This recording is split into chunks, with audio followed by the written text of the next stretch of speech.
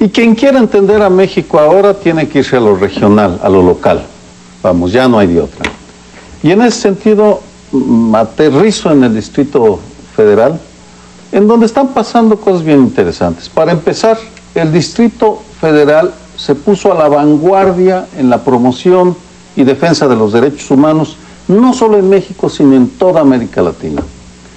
En la capital se ha desarrollado un experimento inédito de elaboración de un diagnóstico que se ha transformado en un programa extraordinario porque tiene 2.412 acciones de gobierno concretas que buscan prevenir la violación a los derechos humanos, lo cual puede significar en los próximos años una revolución en ese tema. Una pieza central de estos avances ha sido la Comisión de Derechos Humanos del Distrito Federal, que preside Emilio Álvarez y Casa. No es la única, claro, también ha participado la comunidad internacional, académicos, organismos de la sociedad civil, etcétera. Es decir, ha sido un esfuerzo colectivo espléndido. Pero Emilio, sin duda alguna, ha hecho un espléndido trabajo. Álvarez y Casa. Emilio Álvarez y Casa ha hecho un gran trabajo. No van a decir que te estás hablando bien del Niño Verde. De Emilio Rousseau estaba pensando. Sí, si ya cité a Marx, ahora sí. Durkheim podemos citar. No, al Emilio de Juan Jacobo Rousseau. Más bien al libro Emilio de Juan Jacobo Rousseau, vamos, para ser preciso. Álvarez y Casa, Álvarez. ¿Por qué me obligas a sacar la erudición? Perdón, la erudición. Volvemos al DF. Emilio lo educa. Emilio Álvarez y Casa deja el cargo y ahora la Comisión de Derechos Humanos del Distrito Federal va a tener que demostrar que entiende lo que está en juego, porque si eligen bien, se mantendrá el impulso. Si se equivocan, va a haber un retroceso en lo que hemos avanzado en ese terreno. Y decidirán en los próximos 10 días, tienen hasta el 30 de septiembre y por tanto es un tema que vale la pena, y les los propongo, discutir. Tú escribes sobre eso hoy en tu artículo y yo coincido con la óptica que tiene Crespo, te la tomo prestada, que es, ojalá piensen en que no es una cuota de partidos, que esta lógica de someter las instituciones autónomas es un pésimo negocio. Me permito recordar, ya que hablabas del Distrito Federal, el error gravísimo que pagó el Partido de la Revolución Democrática en el sexenio anterior cuando apostó a dinamitar el Instituto de Acceso a la Información aquí en el DF, diciendo, a ver, si no lo controlo yo, no va a haber acceso a la información. Finalmente se dieron cuenta que era una tendencia nacional que avanzaba en todo el país y finalmente tenemos un InfoDF que también es igual que la Comisión de Derechos Humanos, una cosa que da, digamos, satisfacción y decir, en esta ciudad hay órganos que hacen su trabajo, lo hacen con categoría, no están viendo si torpedean al gobierno o no, es decir, tienen muy clara la agenda que defienden. No estoy seguro que en los órganos electorales haya primado esa lógica, empezando por el Distrito Federal, de voluntad de controlar. Ojalá haya, si no grandeza, por lo menos que estos diputados de la Asamblea Legislativa, que empezaron con el pie izquierdo, nunca mejor dicho, sí les entre un poco esta lógica de que hay algo que tutelar en las instituciones, que hay una agenda importante y que esta lógica de meter a sus cuates o a sus cuotas es absolutamente funesta a largo plazo. A mí me parece que en los órganos electorales sí ha habido esa lógica también de cuotas, porque además se prestan. Los órganos colegiados es más fácil decir, a ti te tocan 2, a ti te tocan 3, depende un poco de la proporcionalidad de votos que haya obtenido cada partido. Es como política cercana o dentro de los partidos, hay casos incluso de consejeros militantes de un partido en activo, o que por su afinidad sea parte de la carrera política que van a continuar después. Y en esa medida su autonomía y su imparcialidad se compromete.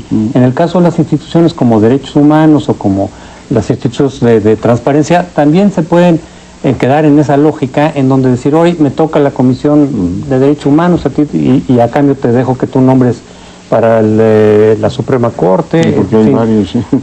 Vienen 3 consejeros del IFE para el año que viene. Es decir, se inicia una serie de recambios en muchas de estas instituciones de la sociedad civil, colegios profesionales, organismos cívicos destacados en los distintos temas quienes pudieran llevar a cabo este procedimiento por mandato de ley, desde luego, pero con una mejor probabilidad de escoger gente que tenga una trayectoria profesional, méritos y autonomía respecto de los partidos y de los gobiernos, que eso también en los estados, dices hay que ir a los estados, en los estados casi Claro. siempre los gobernadores Sí, claro. tienen Eso, subordinados totalmente a este tipo de instituciones autónomas, locales, en mayor medida incluso y con mayor claridad que a nivel federal. Sí, yo precisamente quería tomar el tema donde lo has dejado, José Antonio, que es empezando a tocar lo de la lógica local por la que entraba Sergio, es decir, tenemos para conocer México hay que ir a los locales, hay que ir a la lógica política y cultural de cada localidad. Y es cierto, hay un caleidoscopio. Si tomamos alguna variable, podemos encontrar algunas constantes. Por ejemplo, la variable derechos humanos, hay un comportamiento muy distinto en los diversos estados, sobre todo en los que están controlados, por ejemplo, por el PRI, en donde que han tomado el liderazgo político completo en su estado, como lo tenía antes el presidente de la República, nombrando desde el jefe de su partido y desde luego a los organismos que pueden ser vistos como autónomos desde la capital, pero en los estados son dependientes en gran medida de los gobernadores. Los organismos de transparencia que ya mencionaba Leonardo también es otra variable que nos permite ver los colores distintos en los que se están moviendo estas decisiones. Pero hay una lógica que también sigue estando vigente, Sergio, que es la nacional. Cuando se van a cambiar organismos nacionales, como el del caso de la Suprema Corte, en el que estamos a 2 meses de que ocurra, o el Banco de México, o algunos otros. La auditoría. A la auditoría, sí. Entonces tenemos una lógica en la que también se filtra el problema del cuatismo y de las cuotas. Y yo creo que es necesario que hagan un compromiso nacional quienes toman la decisión y quienes participan en la propuesta, porque en ocasiones son organizaciones sociales las que dicen yo propongo a fulano, a sultano, mengano, pero cuando lo tiene a su cargo el presidente, que lo haga, o cuando la decisión está a cargo del Senado o de alguna otra entidad colegiada, entonces lo hagan en función de los méritos, de la capacidad de los que proponen, del prestigio, de su imparcialidad y de sus condiciones, y no en función de cuotas de partidos o de cuates o en función de vetos, como ya se decía, sino que se haga en función de los méritos, del trabajo ya realizado, de la experiencia y sobre todo de la capacidad y el prestigio por imparciales que han tenido ocupándose de sus cosas. Esto es lo que yo creo que habría que hacer. A mí me parece muy acertada tu propuesta, José Antonio Crespo, incluso la publicas hoy en tu columna, de que los órganos autónomos que tutelan derechos, que atienden a las víctimas, y hablábamos de explosiones sociales, que en parte vienen porque no hay instituciones que las atiendan, que no sean nombradas por los partidos, sino que en las leyes incluyan fórmulas diferentes, como la que tú señalas de que sea un colectivo de universidades, colegios profesionales, organismos civiles que procesen el nombramiento, que luego tiene que ratificar el legislativo, por supuesto, porque es un funcionario público. Y aún estando de acuerdo contigo, Francisco José, sobre esta difícil relación entre lo nacional y lo estatal, creo que hay ocasiones en las cuales lo local sí puede influir en lo nacional. Creo que la selección del próximo ombudsman del Distrito Federal, quien suceda a Emilio Álvarez y Casa, puede repercutir en la forma como el Senado tendrá que elegir durante octubre a quien suceda a José Luis Soberanes en la Comisión Nacional de los Derechos Humanos. Porque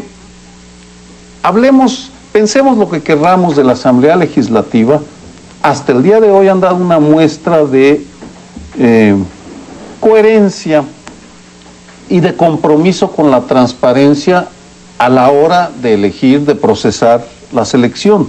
En la capital sí hemos podido ver de manera muy clara los méritos y las virtudes. Aunque no en una primera etapa, como ya decía. No en una primera etapa, pero porque está... ahí incluso se desbarató el Consejo. Por supuesto, pero en esta etapa, en esta última etapa, vamos ya, no con Andrés Manuel López Obrador, vamos, para ponerle nombre al jefe de gobierno, sino ya con Marcelo Ebrard, sí ha habido una mayor disposición, y coincido con el elogio al InfoDF, espléndida institución, pero la forma como están procesando ahora el recambio, vale la pena reconocerlo, porque es un ejemplo positivo que si culmina bien, y me he abstenido de mencionar nombres, aun cuando creo que todos tenemos nuestros favoritos o favoritas, Si la próxima semana hay oportunidad, ya daré mi opinión. Yo estoy a favor de Mariclera Acosta o de Patricia Colchero, por muchas razones, pero el Senado de la República bien puede aprender